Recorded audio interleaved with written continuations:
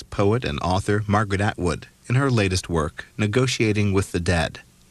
The book grew out of a series of lectures given by the prize-winning novelist at the University of Cambridge in 2000, exploring the gift of writing through her own life and that of other writers. It's an hour and 10 minutes.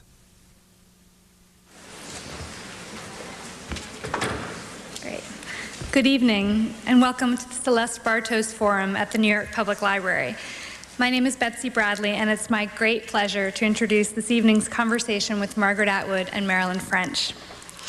As many of you know, this event was to have taken place last September, and I am exceptionally grateful to both of this evening's speakers for their patience and encouragement as we plotted and planned how best to reschedule, and I'm delighted that you're both here tonight. I'll begin with Ms. Atwood. Margaret Atwood is a novelist, short story writer, poet, and literary critic. Her novels include Alias Grace, The Handmaid's Tale, Cat's Eye, The Robber Bride, and most recently Blind Assassin, for which she was awarded the Booker Prize for 2000. Blind Assassin has also been shortlisted for the 2002 Impact Dublin Award. Ms. Atwood is also celebrated for her collections of short stories such as Wilderness Tips, Bluebeard's Egg and Other Stories, and Good Bones, as well as her poems, which include the collections Journals of Susanna Moody and Morning in the Burned House. The tremendous honesty and power of Ms. Atwood's writing, which moves with confidence and elegance from intimate scenes to sweeping socio-political themes, has garnered her a host of awards, including, and this is a very abbreviated selection, trust me on this, the Chevalier dans l'Ordre des Arts et des Lettres, the Commonwealth Writers' Prize, a Medal of Honor from the National Arts Club here in New York, the Los Angeles Times Fiction Award, a Guggenheim Fellowship, and I like this one best, the Norwegian Order of Literary Merit. We're very pleased that she can be here with us tonight. And I'm also delighted to welcome Marilyn French to the library. Ms. French is a novelist and feminist critic whose works include The Women's Room, a nationally best-selling novel which has been hailed as a seminal text of the women's movement, as well as Beyond Power on Men, Women, and Morals, Her Mother's Daughter, and the War Against Women.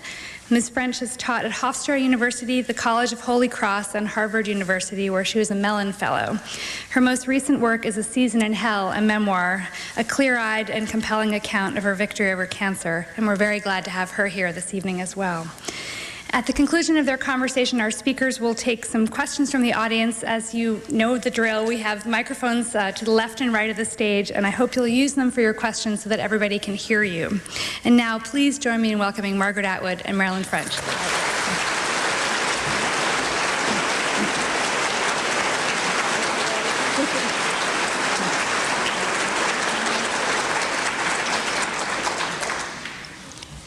We're very happy to see you here, Margaret. And I'm happy to see you.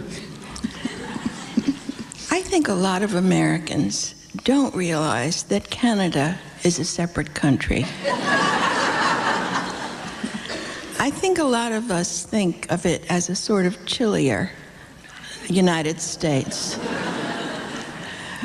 Would you tell us how you see Canada as a discrete and a symbolic place? Well, of course, just to begin, we're still in mourning for the Queen Mum. She's our Queen Mum too. You may not have known this, but the Queen of England is also the Queen of Canada. This did inspire one of my friends to do a series of portraits of our dear Queen in her Canadian guise, seated side saddle on a moose. The series is called Queen on a Moose. So there is that connection. We are part of the Commonwealth still, such as it is. I think you'd have to go back in history to sort of trace it through to see how all of this came about. But in fact, I was picked up at the Minneapolis airport last week by somebody who happens to be related to me. I didn't know this. And how are they related? They're from Nova Scotia. So they were part of those people, as my ancestors were as well, who left the United States either just before the American Revolution or during the American Revolution or just after the American Revolution, at which point they were political refugees. And I sometimes like to tease people here by saying, of course, my ancestors were political refugees, and they say, oh, what Middle European country were they from? Say, well, actually, they were from here. Oh, what? Shock, horror. So there is that. Number two, if you hear a second language here, it's most likely Spanish. If you hear a second language there, it's most likely French, because a quarter of the country is, in fact, Francophone. And this has all kinds of ramifications, political and cultural, and having to do with cuisine. So all of those kinds of differences. I think the ethnic mix is somewhat different as well. We say the Irish went to the States and the Scots went to Canada. Of course, some of each went to either place, but you got more of the Irish and we got more of the Scots, and that is why you had, who was that guy? Bing Crosby. You know? All of those Irish lullabies and sentimental Irish songs, and we got the guys in the kilts with the drums. So, but we're not responsible for Braveheart. You did that. No, strictly a Southern invention, that.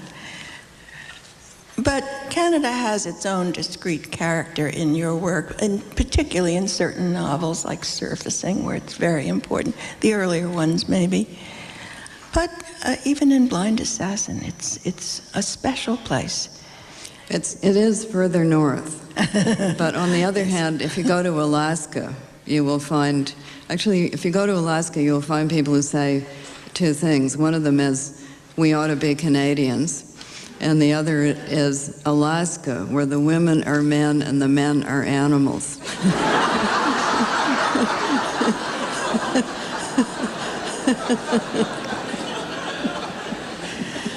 Well, you've partly answered my next question. In our country, we have a very firm grasp of the stereotypes, all stereotypes. So we know if a piece of work is set in the South, or in New England, or in Miami, we know what to expect. We know what the unwritten connotations are. But when I'm reading a Canadian novel, and I read quite a few of them, since you have a lot of good writers, something set in Vancouver, the Maritime Provinces, I don't know the meanings of these places. I do get the meaning of the far north. So as far as the Alaskans are concerned, I think I probably have a pretty good grasp. And of the north part of Quebec, I have some sense from having read Marie-Claire Blais. But I don't know. You, for instance, will sometimes have a character go from Toronto to Vancouver. What does that mean to you? Going from Toronto to Vancouver? Well, at the time I did it, it meant getting as far away from Toronto as I could get without actually falling into the sea. I was not feeling very cozy towards Toronto at that moment in time, and I was very happy to go to Vancouver. So it was the great escape, and to some extent at that time, which was 1964, and of course you always have to situate these things in time because everything changes, as you know, from decade to decade, and things shift around. But at that time it was a small, it was a seaport, and there weren't very many tall buildings, and it was very into cults. You know, cults of all different kinds. Is it now? Yes. Really? Yeah, to a certain extent. Things sweep through. All of a sudden, everybody will be doing Rolfing, or else. So it's like California for us. Well, but rainier. It's sort of like Seattle for you, only sunnier. I've been there, and it's very beautiful. I didn't notice the cults. You must have been there on a beautiful day. Because there can be weeks of gray, foggy rain. But when I was there, I was 24 years old, and the lowest person on the university totem pole. So I was so low that people didn't even bother involving me in their faculty fights. I just went right over my head. So I had a good time, but I watched them all. They were very badly behaved. And I was given, of course, the lowest of the low jobs. And one of those was teaching English grammar to engineering students at 8:30 in the morning in a Quonset hut. They still had Quonset huts. They hadn't, it was that close to the war. But we got on quite well. We were all asleep, that was fine. And I taught them Kafka. I had them do little imitations of Kafka parables. Nice and short, contained a puzzle. They liked that part. And they could do that. And I've always felt that it must have been a help to them in their future lives. I think so. I'm sure. I wonder if any of them ever tried to build that machine that etches your sin upon your body. Well, in some version or another, they may have done that. It's the penal colony, which I've always thought is a novel way of teaching reading, because the sentence got engraved on you until finally there was a moment of enlightenment, after which you died. Reviewers, it seems to me, both men and women, almost never find a woman's novel political, with the exception of the Handmaid's Tale and maybe Edible Woman. I don't remember the reviews for Edible Woman, so I don't know. I'll tell you about them. They never refer to the politics in your novel. How do you feel about that? Well, some of them do, but unfavorably. And others do. But when the things first come out, of course, those I suppose would be the reviews. I wrote The Edible Woman in '64 in this very same Vancouver on University of British Columbia exam booklets. You know those exam booklets with the lines? Well, one booklet per chapter. And then the Canadian publisher lost it for 4 years or so, which is why it didn't come out until 1969. So between '64 and '69, there was a sea change, namely that which had been read only in the bathroom, such as the feminine mystique and the second sex, and not admitted to at parties, suddenly became something you could discuss. And there was the women's movement. And I remember when the women's movement began, because I was in Edmonton, Alberta, where I can tell you there was no women's movement. But people were still wearing white socks and wedgies, not because they'd come back into style, because I'd never gone out. I had a bad 2 years, but a friend of mine in New York wrote me and told me about this thing and sent me that article, which you will remember, called Housework is Work. Okay. Then The Edible Women came out in 1969, and it was reviewed by two kinds of people: those who had heard of the women's movement having begun, and those who had not. And those who had not said this was a novel by a young writer who was confused and would mature later and come into her right mind, develop a more mature attitude. And the ones who had were, on the other hand, made rather nervous by it. So I also had my first interviews at that time, which included an interview in which somebody asked me, however did I manage to write and do the housework too at the same time? At which point I said, look under the bed.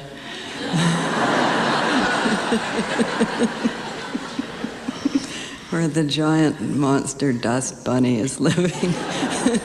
And another man who said quite famously, in a nervous way, do men like you? I said, ask them. I don't know, which men? That later modulated into, do you like men? At which point I said the same thing, which men? Not too fond of Hitler. Albert Schweitzer, on the other hand, is quite nice. So all of that began right then, and I also did my first book signing ever. It was, for some reason, that's never become clear to me, it really was in the men's sock and underwear department of the Hudson's Bay Company in Edmonton, Alberta. It was the publicist's first week on the job. I don't know why they put it there, but there I was with my table and a little stack of edible women, smiling hopefully at all of the guys who were coming in to buy their underwear and socks at lunchtime. How many did I sell? 2. 3. a lot of nervous galoshes, footed, scuttling the other way. You remind me of a British journalist who came to interview me once. She picked me up I was at my hairdresser. He cut my hair in his apartment. His apartment had never been dusted. I don't know how long he'd lived there, but many, many years. But it was very elaborate and beautiful and rich, but it was very dusty. Then she came back to my apartment, which is very, very clean. I got 2 reviews in this one review. One was this filthy, dusty hairdresser's apartment, and second was this disgustingly clean my apartment. You can't win. I didn't know what kind of grade I got on housework. Well, I don't let them into the house anymore. And the reason I don't let them into the house, among other things, never mind the breakfast dishes, but some of the furniture in it is actually Graham's grandfather's furniture. And I do not wish to have, because they do review your furniture and think, and think that it means some things about your personality. And I don't really wish to come out with the personality of this dead old man who lived in the 19th century. So I just don't let them in. I let them in sometimes if they're from foreign countries. I once had a French one, and we sat in the backyard, and the first and only time it ever happened, a groundhog ran across the lawn, and he was thrilled. He said, "Ah, voilà! Un animal sauvage! Les animaux du Canada!" He was just absolutely thrilled. But the other time I let a British one into the backyard. This is quite bad. It was The Robber Bride, a somewhat Gothic work. No, it was Alias Grace, even worse.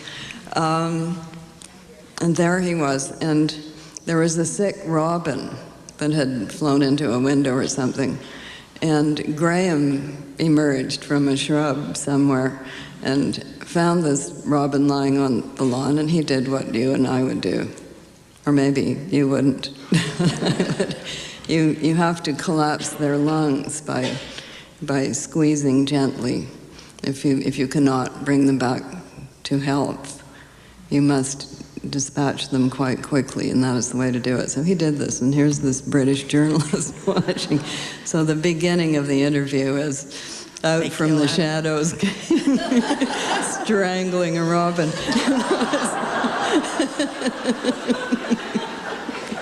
From the British, who build tunnels across their roads so that the toads can get across. Yeah, he was being mischievous, as well we know. And they will do that given any opportunity. So how do you feel about not being called political? Well, you know, I am called political quite a bit.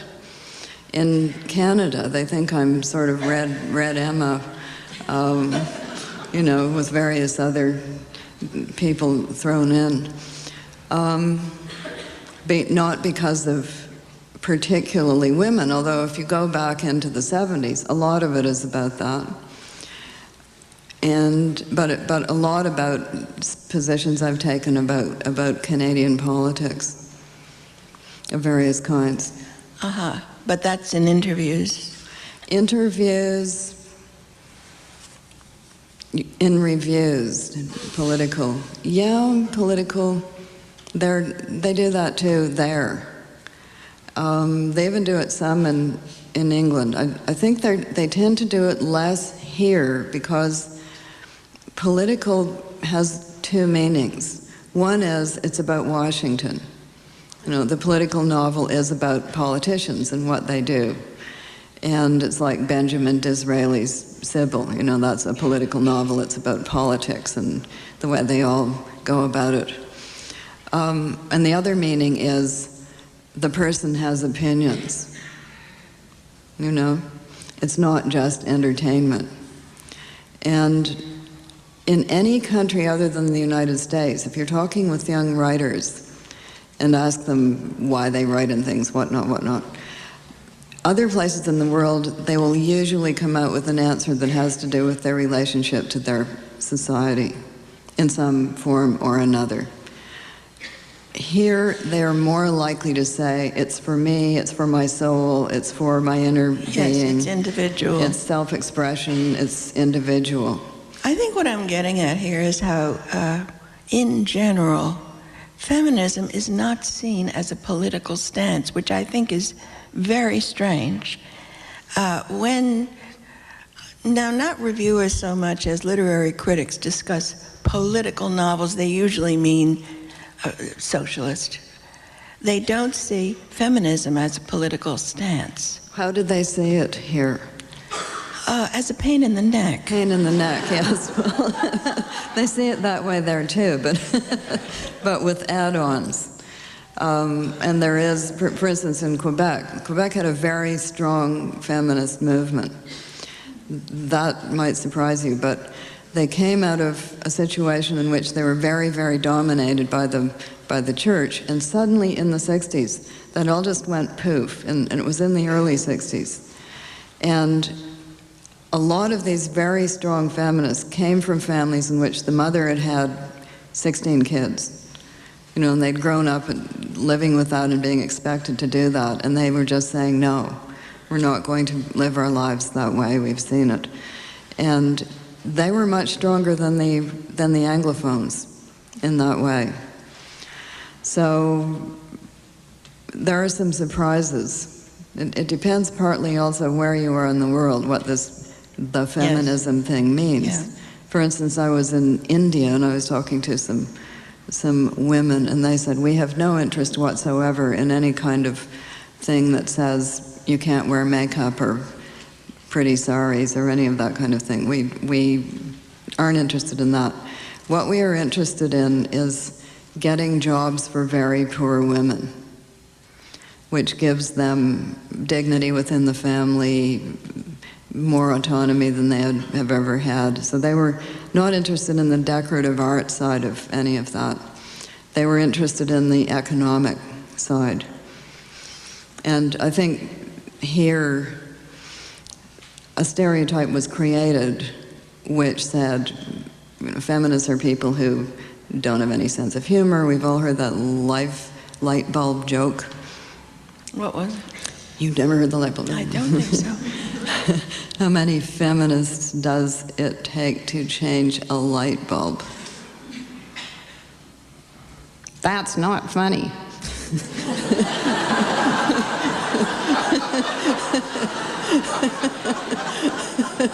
Okay. We've heard that.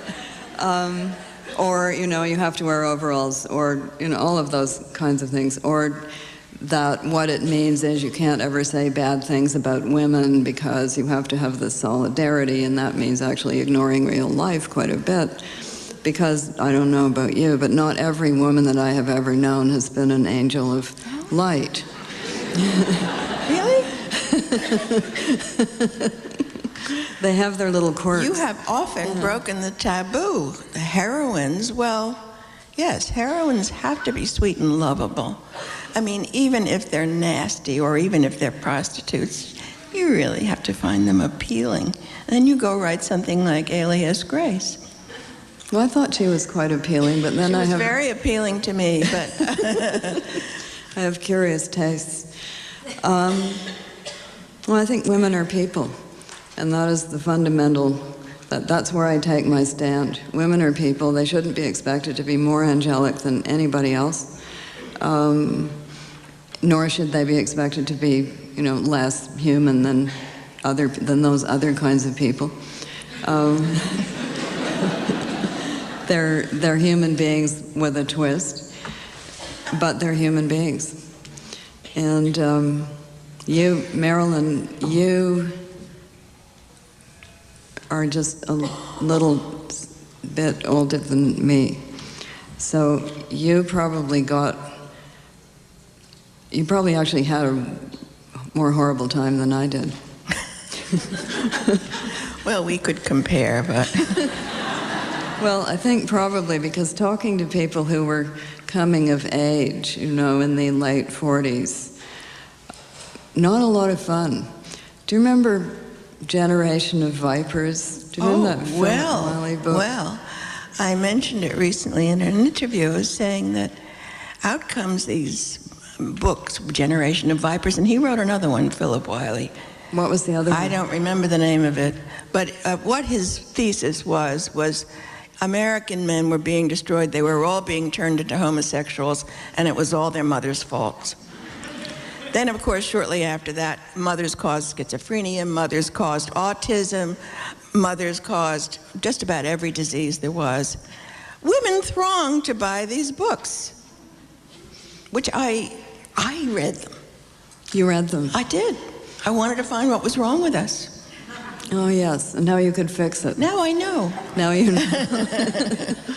Well, I, on the other hand, grew up in a household of scientists, so I was reading books called things like Rats, Lice, and History. It's about plagues. So, although we were interested in what was wrong with things, we had a very broad view what was wrong with everything, not just women. A political or a feminist writer almost has, it seems to me, to write in her novel a running commentary on the literature of the past. And you do that terrifically and all the time. Care to discuss that a little bit? I'd never actually thought about it, but of course, if you read a lot, you're very conscious of what you call people in your books, what their names are, for instance. And also, if you go back far enough, you can see that the styles of heroine change. The styles of hero change as well, but the heroines changed, as in painting, really quite a lot. They changed quite radically from age to age. You'd be interested to know also that styles in women's first names are much more changeable than styles in men's first names. Right. People who study these things and count them. I don't know. It's not that literature of the past is without feisty heroines. Somebody wrote a very good piece on Chaucer, in which he or she, and I forget which it was talking about the fact that in Chaucer, you get everything. You get all kinds of women, you get all kinds of language, you get all kinds of stories, and then something shut down. First of all, they started censoring literature once it began to be printed in printing presses. Censorship stepped in, and they censored plays before that, which is why there is so little actual swearing in Shakespeare. Religious swearing was not permitted. But that wife of Bath kind of character, living her life, financially independent, quite raucous, rather disrespectful, very forthright in her manner of expression. That disappeared from literature probably until about the 20th century. Because the laws changed, making the wife of Bath impossible. She couldn't own her own property. Yeah, that too. But also, people were less likely to write about her except as, forget the economic side, but except as a secondary character, a kind of Dickens funny person. Or, in England, if you're very rich and you happen to have inherited in a certain way, you could be Miss Havisham. Yeah. She owned her own property. Only because she never married. You got it. When I talk about you using literature of the past, I don't mean you do a kind of a deconstructive use of, say, Dickens or whatever. I mean, you include many different genres with which women, especially those with which women are associated, like romance, in your novels as a kind of collage. You use different kinds of literature. I feel you're commenting on those literatures, but maybe you have another intention. I think you can't help but be commenting on them if you... It is like a collage, and that's exactly what a collage does. It takes one kind of representation, it sticks it on the canvas, it puts another kind of representation over and around the first one, and then it puts a frame around it. And so each kind, say if you glue newspaper onto a canvas and then paint on it, the painting and the print are both a representation of reality, but they're very different. And they both cancel out each other and comment on each other. So you've got two levels of reality going on at the same time. Somebody else who does this, although in not a very obvious way, is Alice Munro in her book, The Lives of Girls and Women. Because in each of those chapters in the book, the young girl is reading something, reading some kind of print. You know, it might be something like the National Enquirer, or it might be romances she gets at the library, or it might be the musical that they're putting on at school. And for a while, she wonders whether that is reality, and whether that is reality. And then something happens in real life that undercuts it, but doesn't cancel it out. Both of the things exist at the same time. It's very interesting to watch that. And at the end, the young girl is writing her own first novel, which is a young girl's first novel with many extremes in it. It's called The Photographer. And the photographer comes to town and he's quite sinister. And he takes pictures of people, and the people of whom he takes the pictures have sinister things happen to them after that. And when the pictures are developed, all of their eyes are blank. And the young girl, of course, thinks this is a wonderful new literary thing that she's just done. But it ends with her, as an adult, making lists of real things. So I think what we're coming around to is, what is it when you're writing fiction? Are you representing reality? Are you going into the life of the imagination? How do those things overlap? If you imagine yourself as a helpless heroine on the run, are you going to become one? On the other hand, if you imagine yourself as Scarlett O'Hara tearing down the curtains and making them into an evening gown and saying, tomorrow is another day, is that going to give you fortitude? These are open questions. But I think people do tend to, and it's not just books, it's women's magazines, it's what you see on the television. You are always, well, you read Philip Wiley. You're always comparing yourself with representations of how other people think you are or ought to be. And does this relate to your use of myth and archetype in your work? It's something I've always found fascinating. My position in relation to all of this comparing and things is that I grew up outside it. I grew up north. My mother was in no way interested in any of the things I've just described. She loved being up north because there were no vacuum cleaners. There was no electricity. She wore trousers all the time. She wanted something to eat for dinner. She went down to the dock and caught a fish. You know, this was not tea parties. It was not the social life. It was not urban. It was none of those. And I wasn't really brought up in a way that said, little girls must do this, little boys, on the other hand, do that. So that when I encountered all of this and people's ideas, most of the time I just thought they were bizarre. It was anthropology.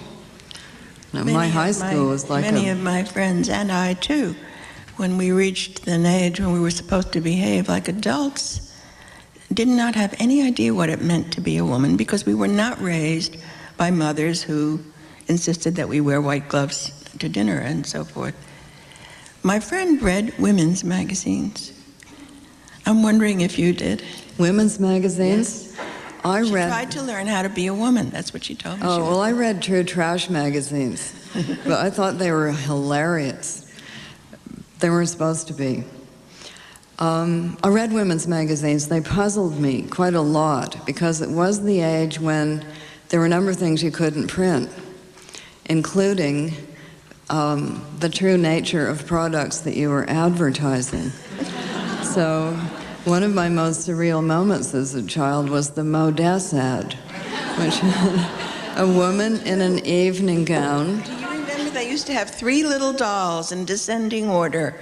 And I would say, I'd be fascinated by these dolls. And I'd say, Mom, what are those dolls for?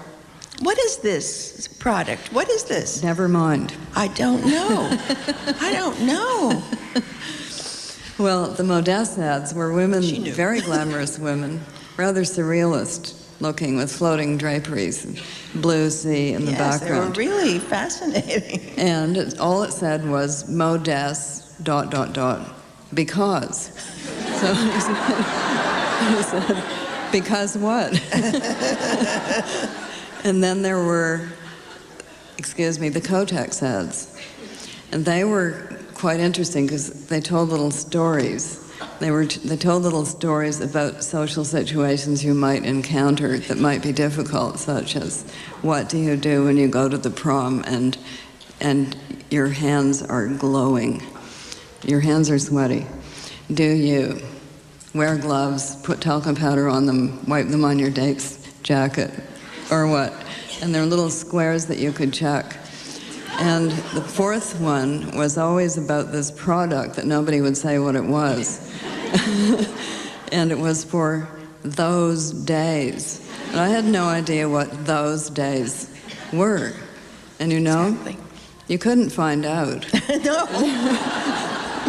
Any more than you couldn't put the word rape in the newspaper then. So you would read these strange pieces of journalism, which you would say the woman was found murdered and her head was at some distance from her body, but she had not been interfered with.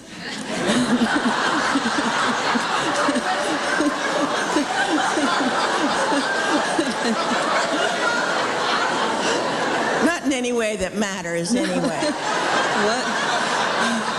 What is going on in adult life? And I read the word child molester in the newspaper. I had no idea how to pronounce it. I had the same problem with anemone.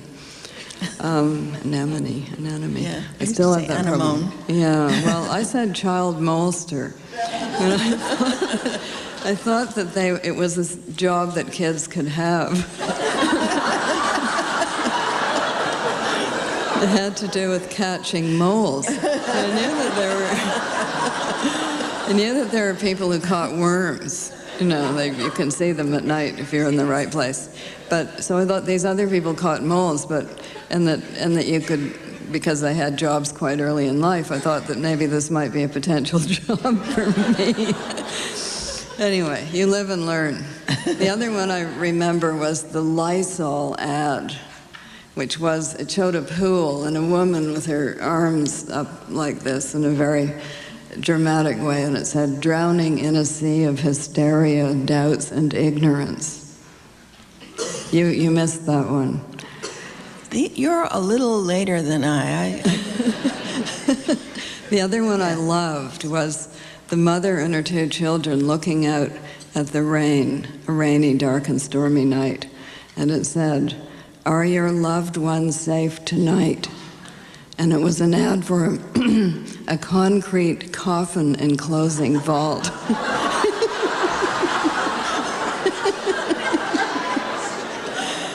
used to be given magazines when we were ill. You know, that's what you got. You got magazines, the scissors, the paste, and the scrapbook. That's how I saw all of these things. You were old before your time.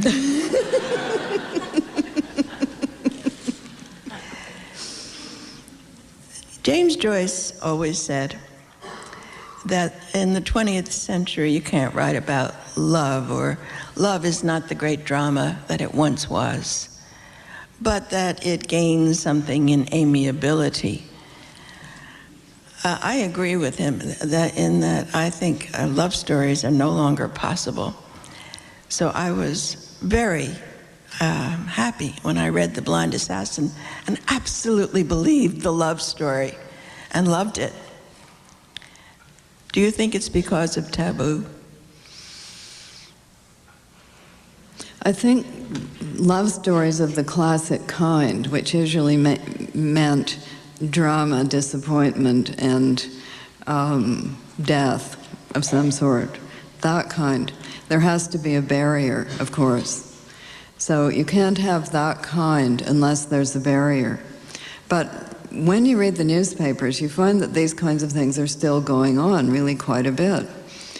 We did go off to see Titus Andronicus, the play. And I did go with Alice Munro, and she said at the beginning as we were going in, she said, "I've never been to this," and I said, "Neither have I." And she said, I've been reading it. She said, "Surely it's meant to be a farce."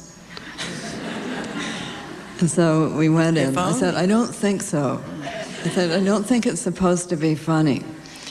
So we went through the first act and we staggered out into the night to have our ice cream bar. And she said, "It's not meant to be funny." She said, it's like the National Enquirer. And these things still go on. The question is, how do you make them into literature? That's the problem.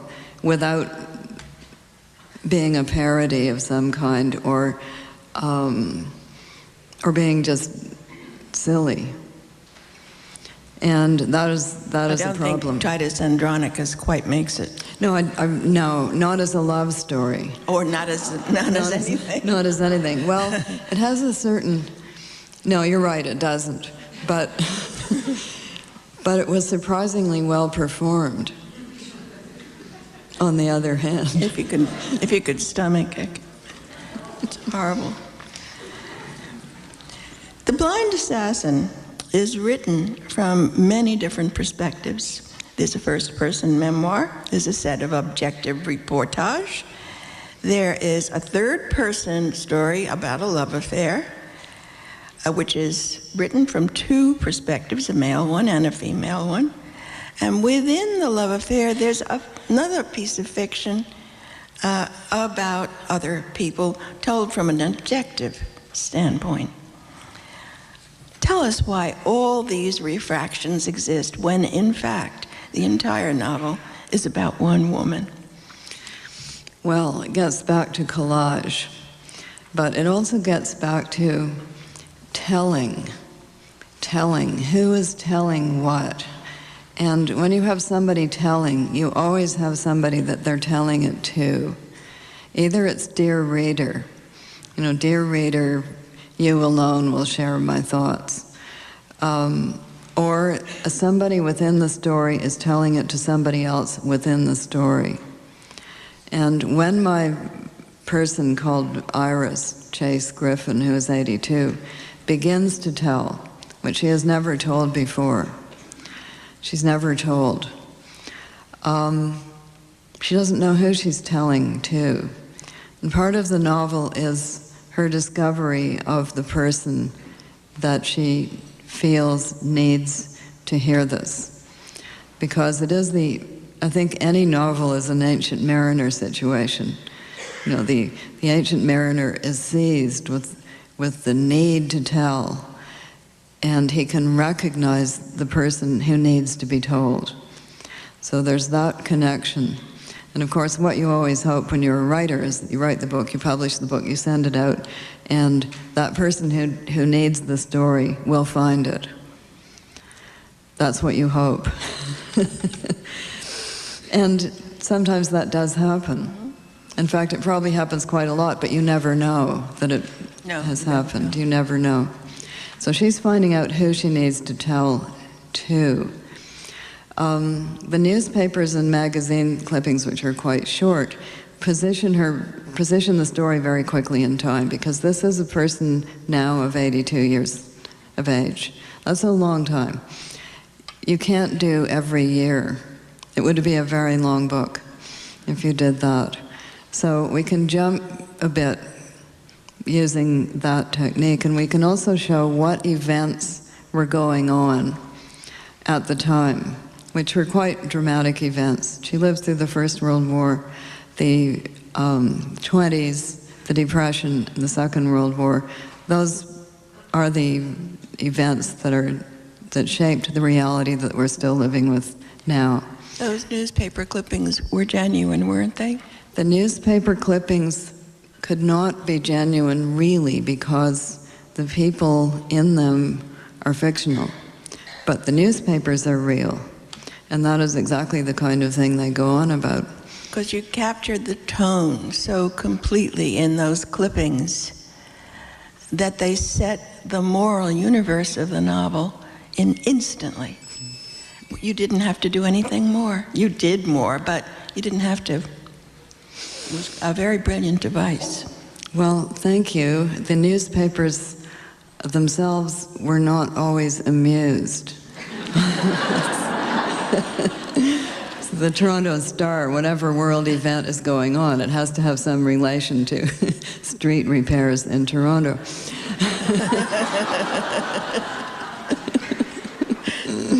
For instance. What's the meaning of the title of The Blind Assassin? The Blind Assassin. Well, now. The Blind Assassin is, we have a pulp science fiction writer who is the young man in the story, and this is quite accurate. You could make a living if you could write very quickly under different names, writing for the pulps in the 30s. He is telling in order to keep her attention. He's the Scheherazade in reverse. He's spinning out a tale to the woman with whom he is in love. And they can only meet in secret, so he has a different installment at each meeting. She is the person who is susceptible to narrative. So he's doing essentially what Othello does at the beginning of that play. He tells. And he tells a tale that holds her attention. And the tale that he tells is about a blind assassin. And the assassin has become blind because on the planet Zychron, where all of this is taking place, this tale that he has invented, the children weave carpets. The child slaves weave carpets. And because they weave carpets at such an early age, it makes them go blind. People think I make stuff up, Marilyn. No, I don't make up almost hardly anything. Absolutely. I got that out of the National Geographic. They're tiny little things. In The Handmaid's Tale, every one of those little devices invented to humiliate women actually existed at some point in history. They've all been done. They've all been done. And even a lot of the other devices, not invented to humiliate women, but invented to humiliate other people, they've been done too. Yeah. So human history is a big grab bag of improbabilities, which have nevertheless happened. And read the newspaper. I often say to people who don't believe, who think I have a grotesque and twisted imagination, they don't read the papers. You just have a better memory. They probably try to forget. I also tear things out of, I have a clippings file. My last question, and we've discussed this other times. Do you believe in evil? Do I believe in evil? Do I believe in a person with pointy ears and a tail and horns? Well, no. But I believe in evil, yes, of course. You see it again, of course. You see it manifested. You see evil things happening all the time. And you have to say they are evil. But I can't believe in it, and you do, and I think this is really interesting. So you don't believe that it's evil, you think it's just a kind of mistake? I think that, yes, I think it's a kind of mistake. I don't think anybody intends evil ever. Marilyn, they do. I'm going to tell you an interesting thing that I read in the newspaper.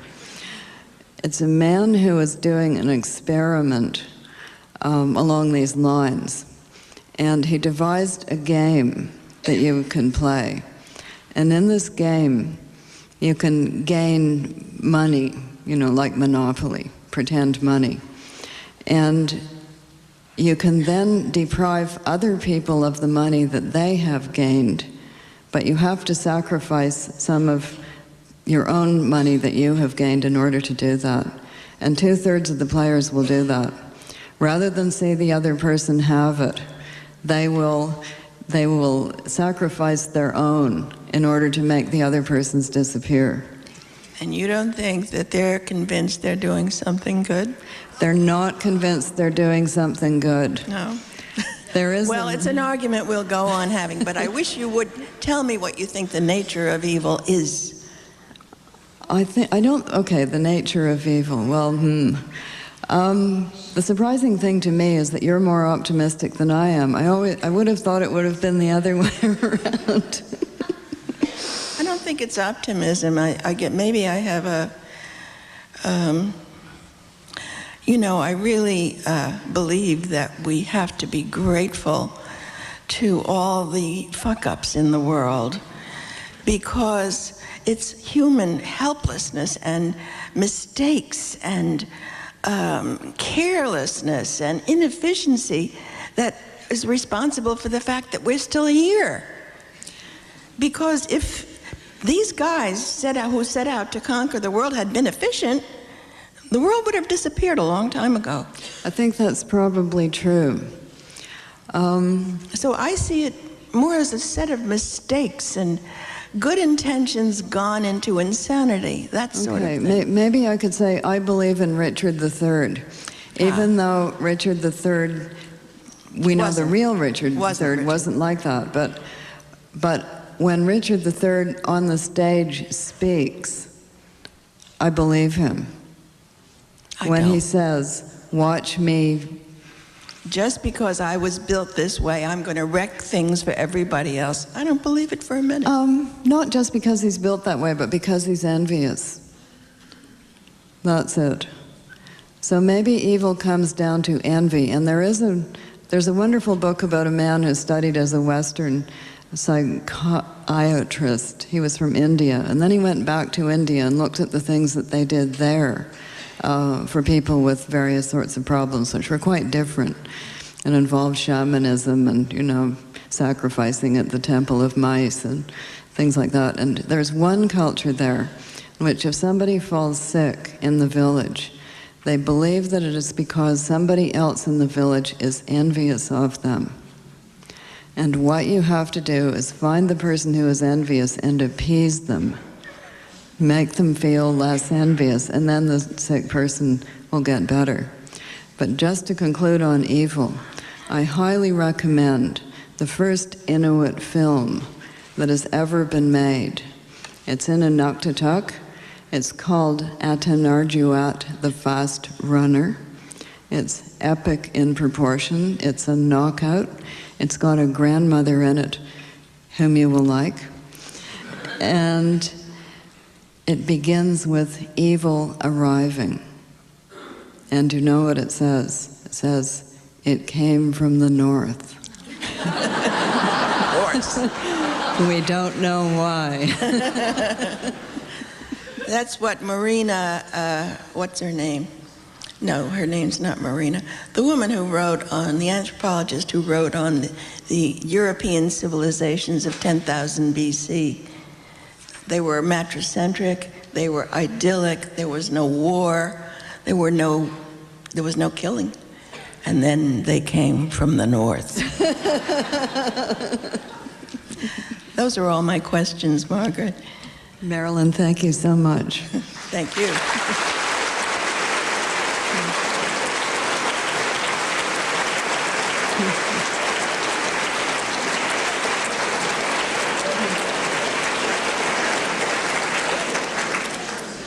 Few audience questions. If you can just come to the microphones, we'll take a few questions now.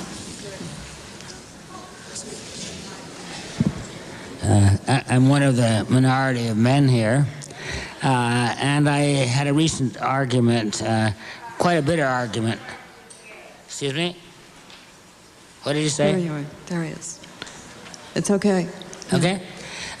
Anyway, I had a recent argument a bitter argument with my wife, and we looked up uxoricide, wife killing.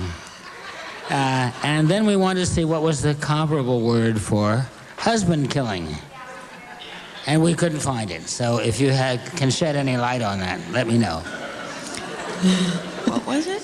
The question was, they'd had an argument with his wife, and they looked up the word for wife killing, which Yes, was uxoricide, and they looked to see if there was a comparable word for husband killing, and they could not find one. There is one. It's called treason.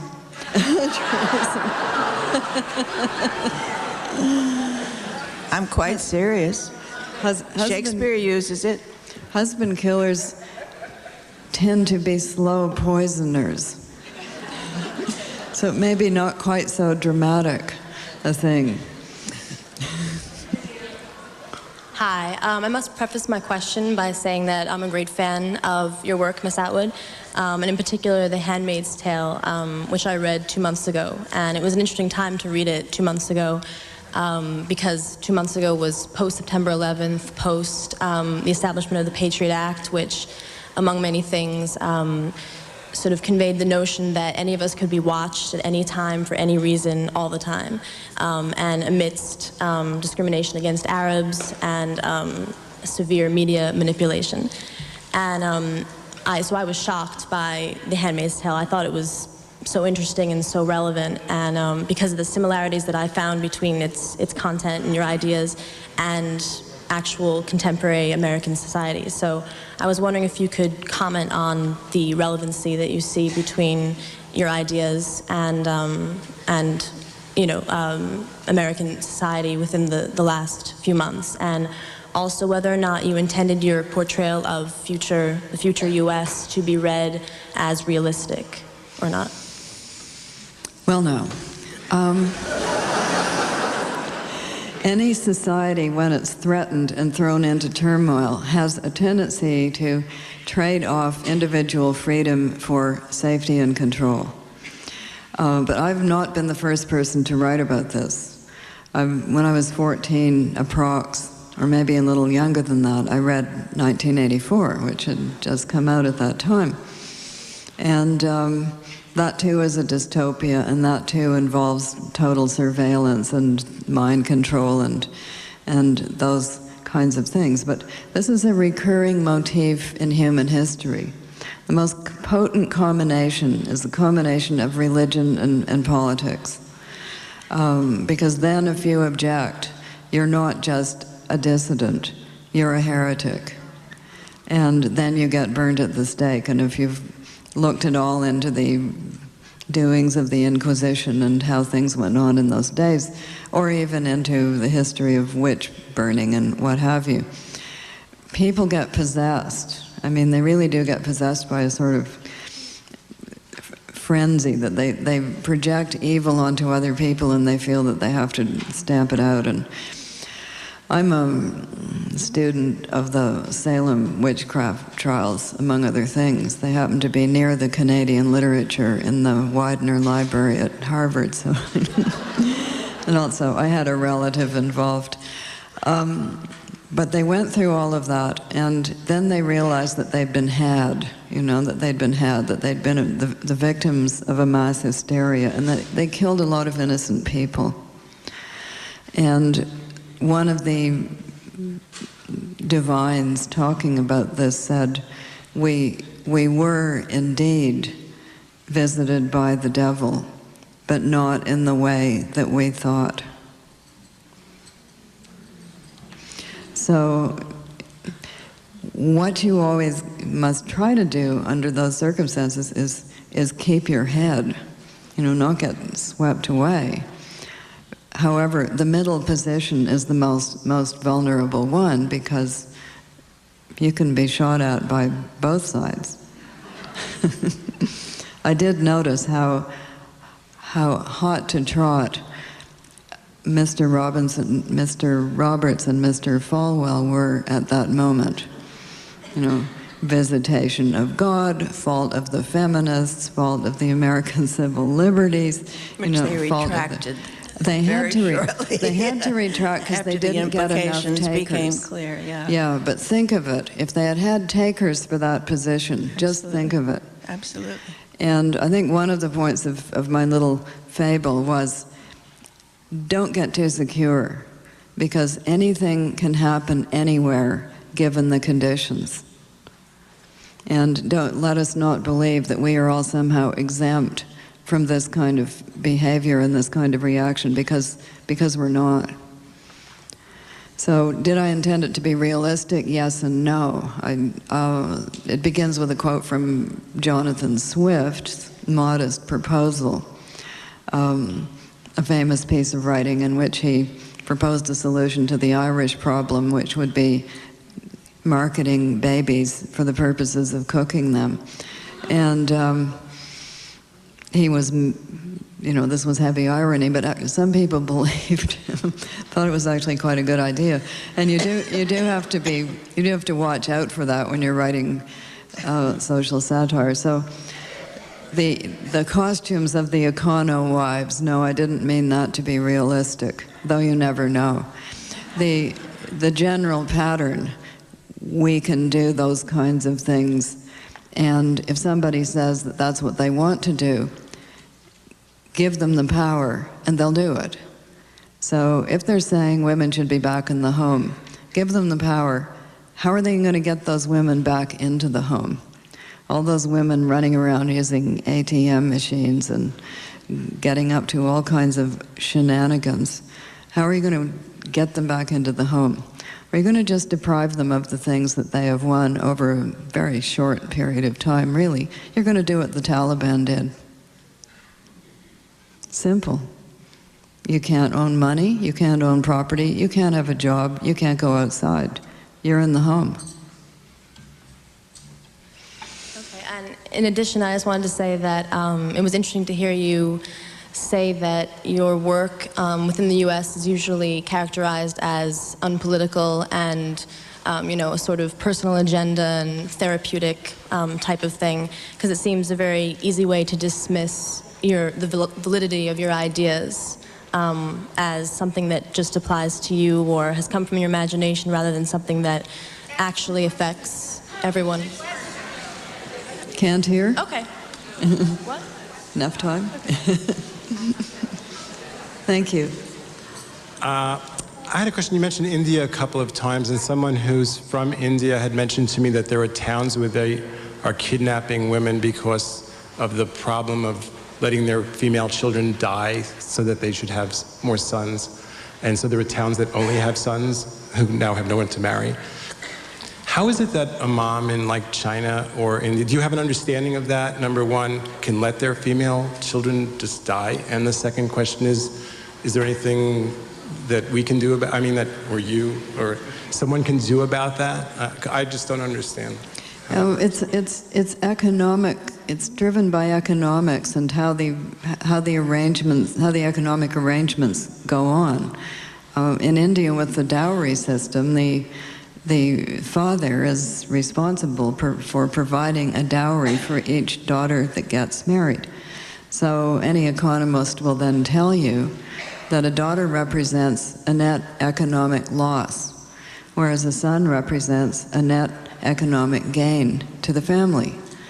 And unless you rearrange that, you are going to have those kinds of feelings that Marilyn probably knows a lot about this. Something we didn't mention is that Marilyn has a book coming out. The first volume is being published in May. It's called From Eve to Dawn. And it is the history of women through the ages. And the first volume, I bet you anything, is going to deal with some of these matters. You know, how did it become that way? How did the situation arise in which women represented a net economic loss and men represented a net economic gain? Because it sure ain't like that in hunting-gathering societies. So that's just, I mean, it's a huge problem to be discussed. Marilyn is going to say something about it.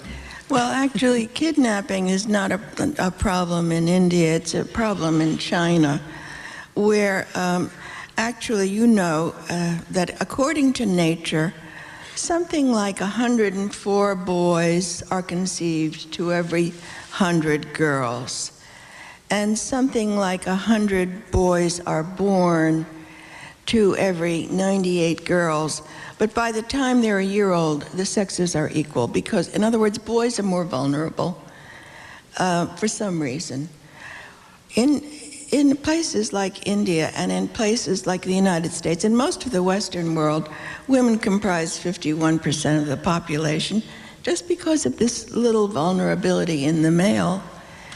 But in places like India and certain Arab countries, because they either kill girl babies or malnourish them, the statistics are now about 48 women to 50 men. In China, the proportion has dropped so greatly that men can't find wives, and that's why they kidnap women. And that's a big problem there. I don't know what the statistics are throughout China, but in certain places, there are simply not enough women to marry the men. And, you know, most of us think of marriage as something you do for companionship and sex. But in most of the world, marriage is an economic arrangement, and women do all the work. And that's why every man wants a wife, because she keeps him alive. She works so hard. And that's true in gathering societies where women produce 80% of the food. To kill women is, again, a stupidity that results in an evil. But I don't know who thought this up. I don't know who thought it up. What you can do about it is get involved. I mean, there are lots of organizations that work on these things. If you care, and you know, if you have the heart to care, then use it. Thanks.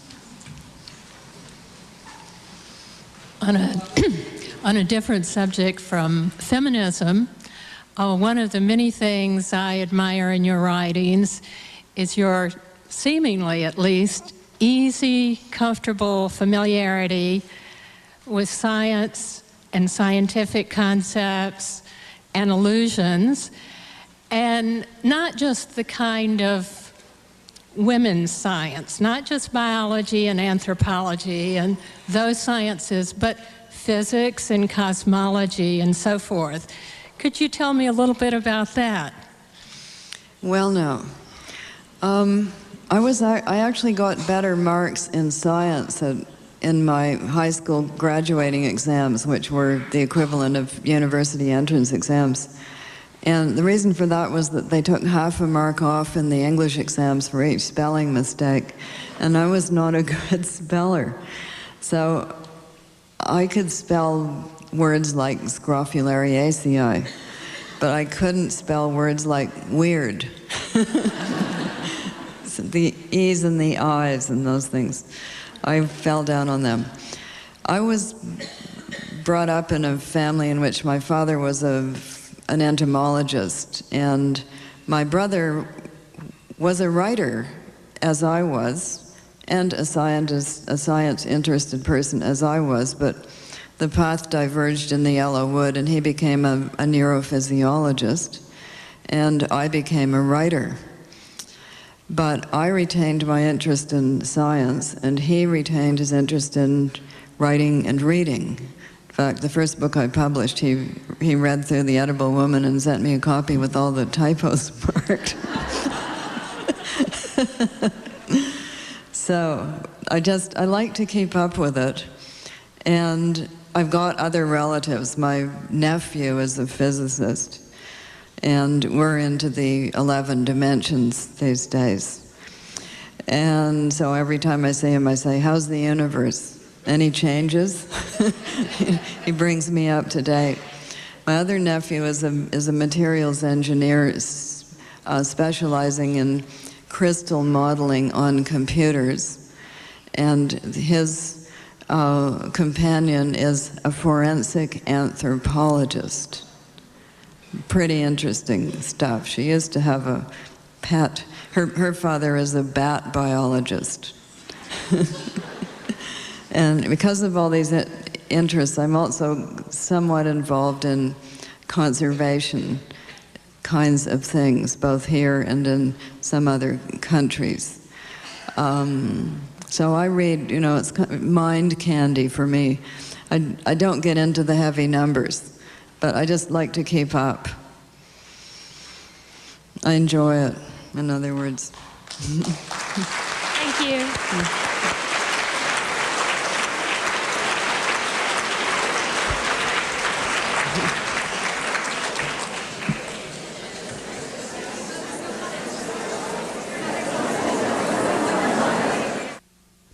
Margaret Atwood is the author of The Handmaid's Tale, The Blind Assassin, and Anna's Pet. Her latest work is called Negotiating with the Dead. It's published by Cambridge University Press. For more information, visit CUP. To go to Vancouver, so it was the great escape, and to some extent at that time, which was 1964. And of course, you always have to situate these things in time because everything changes, as you know, from decade to decade, and things shift around. But at that time, it was a small, it was a seaport, and there weren't very many tall buildings. And it was very into cults, cults of all different kinds. Is it now? Yes. Really? Yeah, to a certain extent. Things sweep through. All of a sudden, everybody will be doing Rolfing, or else. So it's like California for us. Well, but rainier. It's sort of like Seattle for you, only sunnier. I've been there, and it's very beautiful. I didn't notice the cults. You must have been there on a beautiful day. Because there can be weeks of gray, foggy rain. But when I was there, I was 24 years old and the lowest person on the university totem pole. So I was so low that people didn't even bother involving me in their faculty fights. I just went right over my head. So I had a good time, but I watched them all. They were very badly behaved. And I was given, of course, the lowest of the low jobs. And one of those was teaching English grammar to engineering students at 8:30 in the morning in a Quonset hut. They still had Quonset huts. They hadn't, it was that close to the war. But we got on quite well. We were all asleep, that was fine. And I taught them Kafka. I had them, which has been hailed as a seminal text of the women's movement, as well as Beyond Power on Men, Women, and Morals, Her Mother's Daughter, and the War Against Women. Ms. French has taught at Hofstra University, the College of Holy Cross, and Harvard University, where she was a Mellon Fellow. Her most recent work is A Season in Hell, a memoir, a clear-eyed and compelling account of her victory over cancer, and we're very glad to have her here this evening as well. At the conclusion of their conversation, our speakers will take some questions from the audience. As you know the drill, we have microphones to the left and right of the stage, and I hope you'll use them for your questions so that everybody can hear you. And now, please join me in welcoming Margaret Atwood and Marilyn French.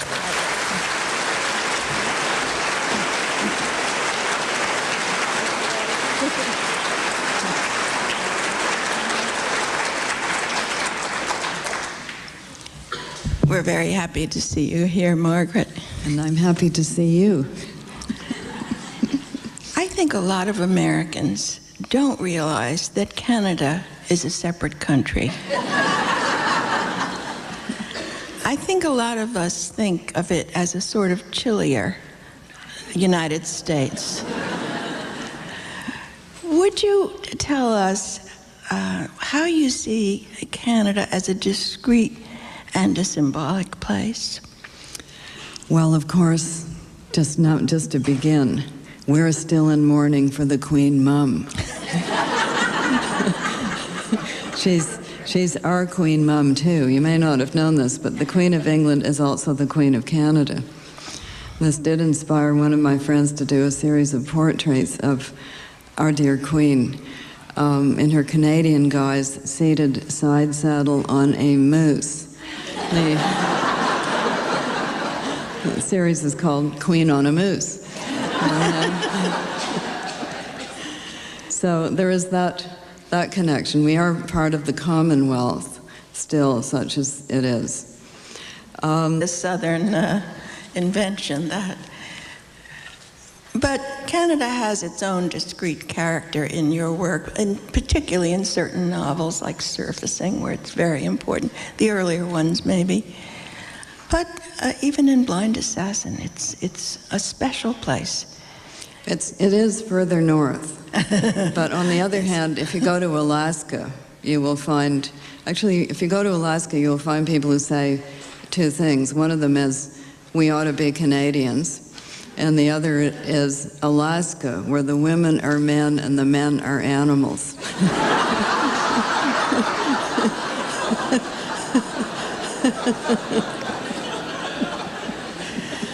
Well, you've partly answered my next question.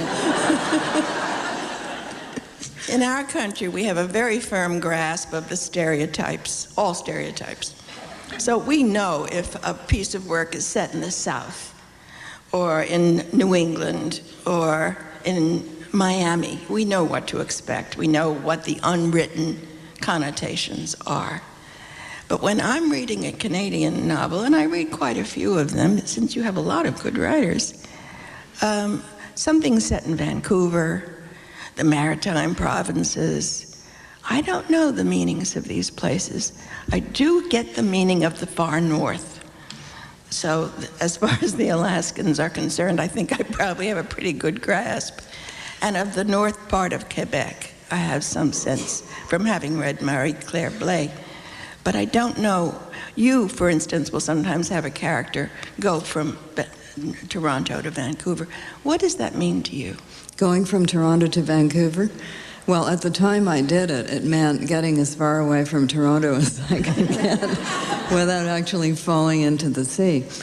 I was not feeling very cozy towards Toronto at that moment in time, and I was very happy. Poet and author Margaret Atwood in her latest work, Negotiating with the Dead.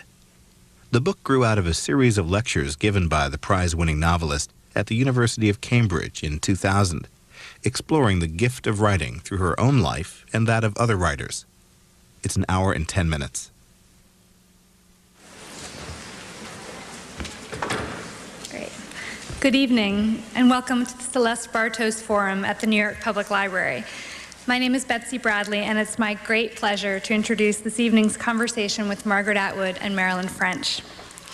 As many of you know, this event was to have taken place last September, and I am exceptionally grateful to both of this evening's speakers for their patience and encouragement as we plotted and planned how best to reschedule, and I'm delighted that you're both here tonight. I'll begin with Ms. Atwood. Margaret Atwood is a novelist, short story writer, poet, and literary critic. Her novels include Alias Grace, The Handmaid's Tale, Cat's Eye, The Robber Bride, and most recently Blind Assassin, for which she was awarded the Booker Prize for 2000. Blind Assassin has also been shortlisted for the 2002 Impact Dublin Award. Ms. Atwood is also celebrated for her collections of short stories such as Wilderness Tips, Bluebeard's Egg and Other Stories, and Good Bones, as well as her poems, which include the collections Journals of Susanna Moody and Morning in the Burned House. The tremendous honesty and power of Ms. Atwood's writing, which moves with confidence and elegance from intimate scenes to sweeping socio-political themes, has garnered her a host of awards, including, and this is a very abbreviated selection, trust me on this, the Chevalier dans l'Ordre des Arts et des Lettres, the Commonwealth Writers' Prize, a Medal of Honor from the National Arts Club here in New York, the Los Angeles Times Fiction Award, a Guggenheim Fellowship, and I like this one best, the Norwegian Order of Literary Merit. We're very pleased that she can be here with us tonight. And I'm also delighted to welcome Marilyn French to the library. Ms. French is a novelist and feminist critic whose works include The Women's Room, a nationally best-selling novel. I think you'd have to go back in history to sort of trace it through to see how all of this came about. But in fact, I was picked up at the Minneapolis airport last week by somebody who happens to be related to me. I didn't know this. And how are they related? They're from Nova Scotia. So they were part of those people, as my ancestors were as well, who left the United States either just before the American Revolution or during the American Revolution or just after the American Revolution, at which point they were political refugees. And I sometimes like to tease people here by saying, of course, my ancestors were political refugees, and they say, oh, what Middle European country were they from? Say, well, actually, they were from here. Oh, what? Shock, horror. So there is that. Number two, if you hear a second language here, it's most likely Spanish. If you hear a second language there, it's most likely French, because a quarter of the country is, in fact, Francophone. And this has all kinds of ramifications, political and cultural, and having to do with cuisine.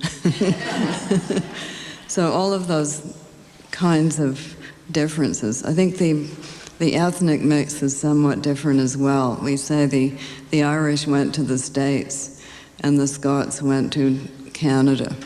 Of course, some of each went to either place, but you got more of the Irish and we got more of the Scots, and that is why you had, who was that guy? Bing Crosby. You know? All of those Irish lullabies and sentimental Irish songs, and we got the guys in the kilts with the drums. So, but we're not responsible for Braveheart. You did that. No, strictly